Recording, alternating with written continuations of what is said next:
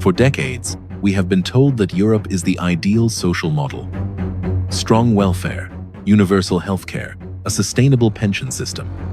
But in Italy, something strange is happening. Young people with degrees and ambitions are leaving at a record pace. Not a few thousand, but more than 1 million people in 10 years. They don't travel, not seeking experiences, but because I can no longer see the future. Real wages are lower than in 1990. The birth rate is at 1.2, nearly the lowest in the developed world. For every 3 working people, there will have to support 2 retirees in the coming decades. If even the educated and capable young people leave, what will be left? And is this just an issue for Italy, or a reflection of all of Europe? In this video, we will peel back the layers to understand why La Dolce Vita may have come to an end. There is a number that makes many people gasp when they hear it. In the past 10 years, more than 1 million Italians have left the country. Yes, 1 million people, equivalent to the entire population of the city of Turin, vanished. Last year alone, 160,000 people left. Imagine, every day, more than 400 young people pack their bags and leave their homeland. Every day. And this is the most concerning part. Among them, there are 132,000 university graduates. It's not just labor. That is a doctor, engineer, researcher, future entrepreneur. Most of them don't come back. This trend is accelerating, adding more pressure to the Eurozone's 3rd largest economy, which has already been struggling with a rapidly aging population. The poorer southern regions are the most heavily affected. Meanwhile, the industrialized north somewhat compensates for this with internal migration. Anna and Gianluca are unemployed. They are nearly 30 years old and still live with their parents. Recently, they submitted job applications in Germany. Their goal is very simple: to live together, build a home, and start a new life, even if it means leaving Italy. Anna shared, "If we leave, it's because we have a reason. We are suffocating here. It's hard to move forward. Our family is also as sad as we are. At the end of the day, it's really hard to smile." The issue of wages is also one of the factors that make young people in Italy less inclined to stay. This is the only EU country where real wages are lower than in 1990, 30 years. A generation has passed, and you earn less than your father. Adjusted for purchasing power. As of 2022, real wages have decreased by 7.3%. If your income is 2,000 euros, then nearly 150 euros disappear in just 1 year. Even a father in Bologna said bluntly, "I could support a family on 1 salary in 1995. My son cannot do that with 2 salaries today." And then there's the birth rate. 1.2 children per woman. To maintain a population, a country needs 2.1.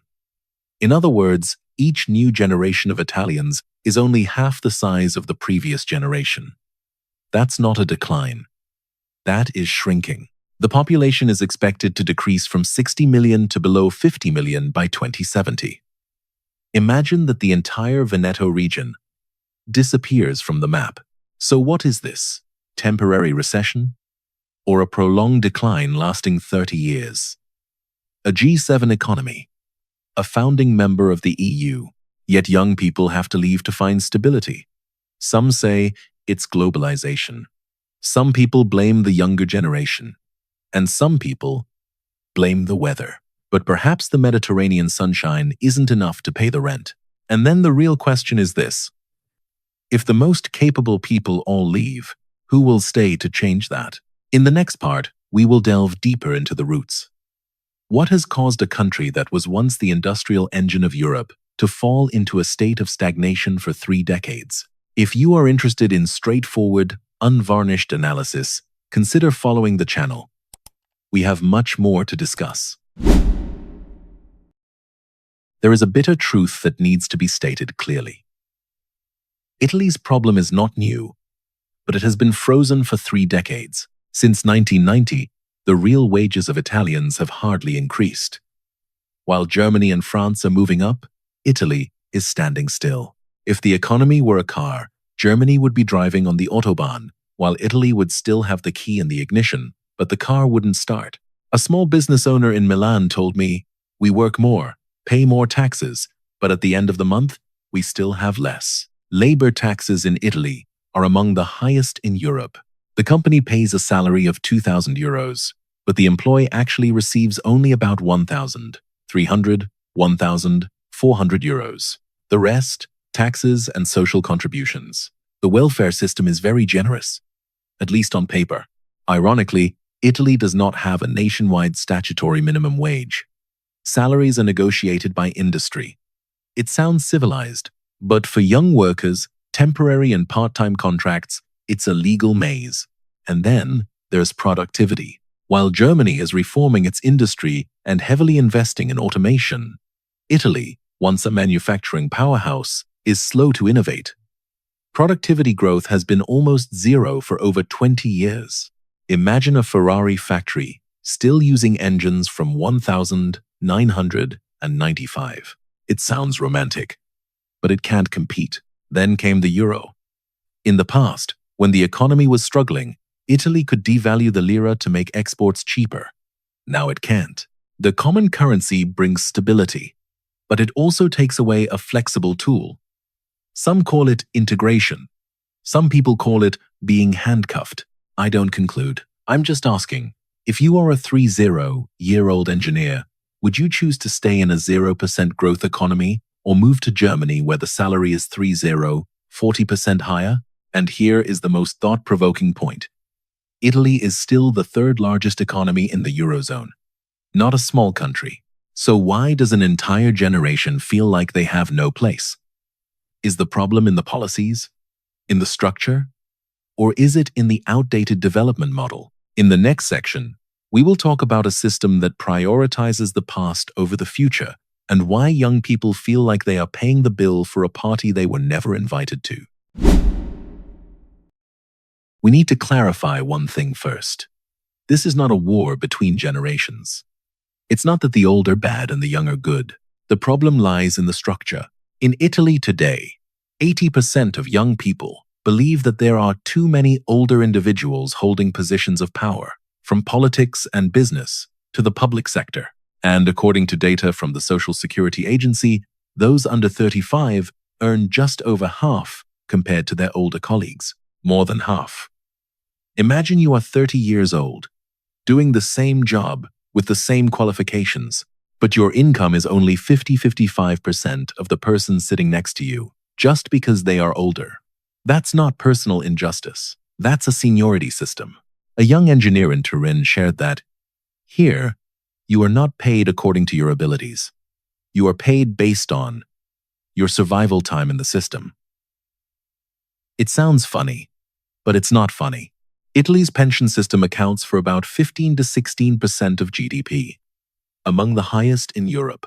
For every €100 spent by the state, a large portion is allocated to pensions.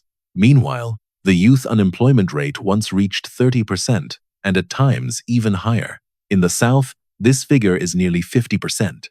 In other words, the younger generation is paying taxes to maintain a structure that they themselves are not sure they will benefit from. A 62-year-old father in Florence candidly shared, "I have a stable pension. My son has a 6-month contract. I feel guilty, but I don't know what to do." That's the real tragedy. No one really wants this. Italy has a median age of 48, the oldest in the EU. The old age dependency ratio is currently around 0.38 and is expected to rise to 0.6 inches the coming decades. This means that for every 3 working people, there will be 2 retirees to support. The system is like a party that has gone on for too long. Those who arrive last have to pay the highest bill. And when young people look into the future, what do they see? High taxes, low salary, slow promotion. A labor market where connections sometimes matter more than ability. I'm not saying that's the whole picture, but it's enough to make many people ask, if you're 28 years old in Rome, what are you staying for? For the Mediterranean sun? Or for a real opportunity? In the next part, we will talk about something even more concerning than salaries and pensions, a demographic bomb that is ticking down. If you find analyses like this worth considering, you can follow the channel. We haven't even reached the deepest layer of the story yet. Let's keep going. There is a saying that sounds simple, but sends chills down your spine. When the young people leave, children will not be born. Italy's birth rate is currently around 1.2 children per woman. To maintain a stable population, a country needs 2.1. This means that each new generation is only a little more than half the size of the previous generation. In 2022, fewer than 400,000 children were born in Italy, the lowest number since the country was unified in 1861. A country with over 60 million people, where the number of newborns is equivalent to a small city. Italy's population is expected to drop below 50 million by 2070. That is, the disappearance on a scale equivalent to the entire Lombardy region today. I once visited a small village in Calabria. The elementary school has closed. There is only one bar and one pharmacy left. The young people have all left. The elderly sit there, looking toward the sea. A 74-year-old man said to me, "We are retired, but there is no one left here to continue." The median age in Italy is 48, the highest in the EU. The current elderly dependency ratio is around 0.38, and it could rise to 0.6 inches the coming decades. Simply put, for every 3 working people, there will be to support 2 retirees. You can see where this leads. Retirement fund, healthcare system, tax. If the workforce shrinks, who will contribute? If there are fewer young people, who will take care of a society aging faster than its growth rate? We often hear that Italy is a country of families, but families need an economic foundation to survive. No one has children because of a political speech. Some people say this is a common trend in the West. Correct, but in Italy, the speed is faster, the depth is greater. The question is not whether the population will decrease, but rather, how far will it decrease before the system can't handle it? What do you think is more dangerous? Temporary inflation or a population decline lasting 50 years? In the next part, we will delve into the greatest paradox. The economic solution may lie in immigration, but Italian society is deeply divided over it. This is the greatest paradox of modern Italy. On one hand, young Italians are leaving at a record pace. On the other hand, the government is tightening immigration. From a purely economic standpoint, the problem is quite simple. If the workforce decreases, you have 2 options: have more children or accept workers from outside. But as we have seen, the birth rate is 1.2. And young people are leaving. So, is immigration the solution? Currently, about 10% of Italy's population is made up of foreigners. In many sectors, agriculture, elderly care, construction, they make up a significant proportion. A farmer in Sicily said, "If it weren't for migrant labor, my oranges would rot on the tree." The reality is that simple. Italy's elderly care system, one of the largest in Europe, heavily relies on labor from Eastern Europe, North Africa, and South Asia. As society ages, this demand will only increase. But the issue is not just economic. It is an emotion. It is identity. Immigration can help balance the pension fund, but if not managed well, it can put pressure on public services, housing, and increase social tensions. This is where the debate becomes thorny. If Italy does not open its doors wide enough, the workforce will continue to shrink. If the doors are opened too quickly, society may react violently. It's like trying to patch a leaking boat, but arguing over whether to use wood or steel while water keeps pouring in. There is a sarcastic saying I once heard: "We don't want immigrants, but we also don't want to have more children ourselves." Perhaps we expect the economy to run on memories. Sounds funny, but it's not entirely unreasonable. So the question for you is, if the Italians leave and immigrants are not welcomed, who will pay taxes? Who will work? Who will take care of the aging generation? In the final part, we will take a bigger step back. Is Italy an exception, or just a glimpse of the future for the rest of Europe? If you want to continue this conversation, conversations that do not shy away from the truth, you can join the channel. We are about to touch on a much bigger picture. Now, let's take a step back. We talked about Italy, but the real question is this just their story? Spain?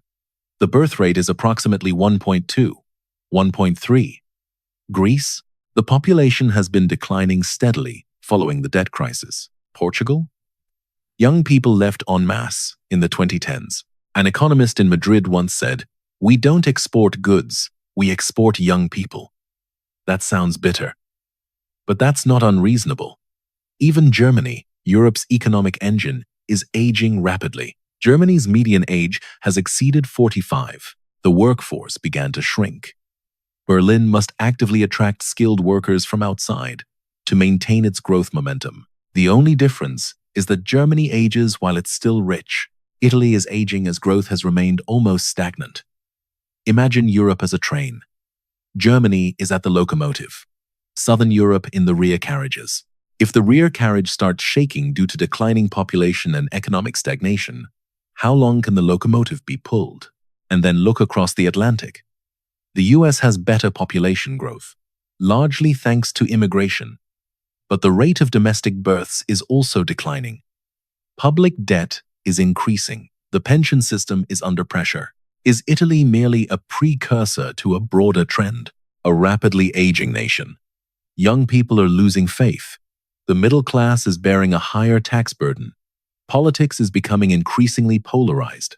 Does that sound familiar? Perhaps La Dolce Vita is more than just an Italian story. Perhaps it's a metaphor for a Europe that was once confident in its model and now has to confront its limitations. I'm not saying things will fall apart, but I also don't think we can continue to pretend that this is just a local issue.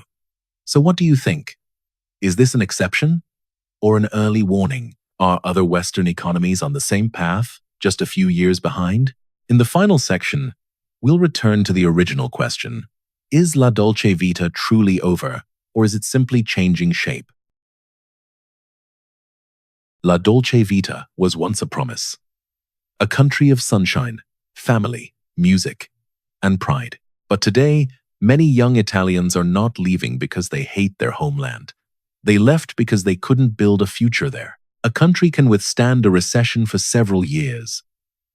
It is possible to overcome the financial crisis. But as the younger generation gradually disappears, it's no longer a cycle. That's the trend. And trends are more dangerous than crises. When a country exports its young people, it's not just about migration. That's a warning signal. A warning to the economic system. A warning for politics. And perhaps for the rest of the West as well. The question isn't whether Italy will collapse or not. The question is, do they have the courage to reform before it's too late?